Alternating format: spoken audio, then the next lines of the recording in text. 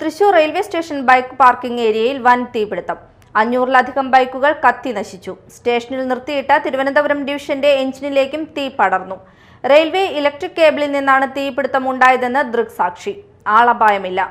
ഒഴിവായത് വൻ ദുരന്തം.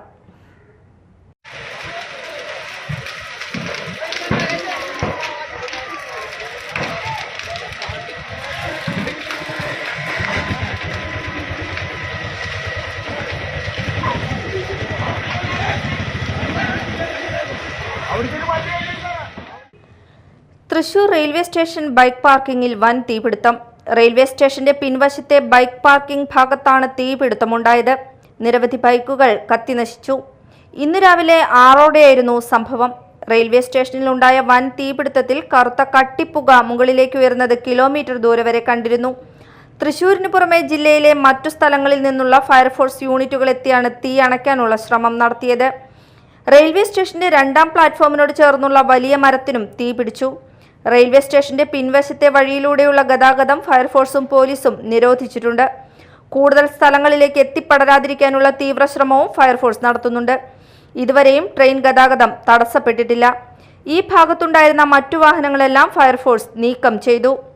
ഇരുമ്പ് ഷീറ്റ് മേഞ്ഞ മേൽക്കൂരയുള്ള ബൈക്ക് പാർക്കിംഗ് കേന്ദ്രമാണ് കത്തി നശിച്ചത്. ഇതിനു മുകളിലൂടെ വെള്ളം പമ്പ് ചെയ്യുന്നത് ദുഷ്കരമായിരുന്നു.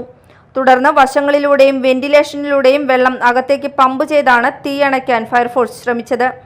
തീപിടുത്തത്തിൽ തീഗോളങ്ങൾ മുകളിലേക്ക് ഉയർന്ന കാഴ്ചകളും ദൃശ്യമായിരുന്നു. പൊട്ടിത്തെറിക്ക് സാധ്യതയുള്ളതിനാൽ കനത്ത ജാഗ്രതയിലാണ് പോലീസും ഫയർഫോഴ്സും രക്ഷാപ്രവർത്തകരും തീ അണയ്ക്കാനുള്ള ശ്രമങ്ങൾ നടത്തിയത്. സമീപകാലത്ത് തൃശൂരിലുണ്ടായ ഏറ്റവും വലിയ തീപിടുത്തമാണിത്. സമീപത്തെയും സംഭവസ്ഥലത്തെയും വൈദ്യുതി ബന്ധം വിച്ഛേദിച്ചിട്ടുണ്ട്.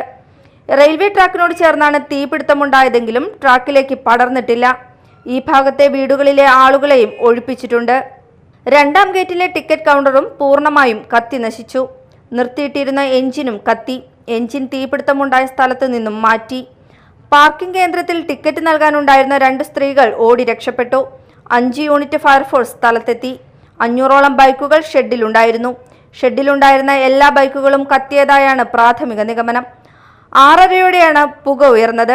ആദ്യം 2 ബൈക്കുകളാണ് കത്തിയത്. പിന്നീട് തീ പടർന്നു പിടിക്കുകയായിരുന്നു. റെയിൽവേ ലൈനിന്റെ മുകളിൽ നിന്ന് ബൈക്കിലേക്ക് തീ വീണതാണ് തീപിടുത്തത്തിന് കാരണമായതായി സംശയിക്കുന്നത്. Media time, Thrissur.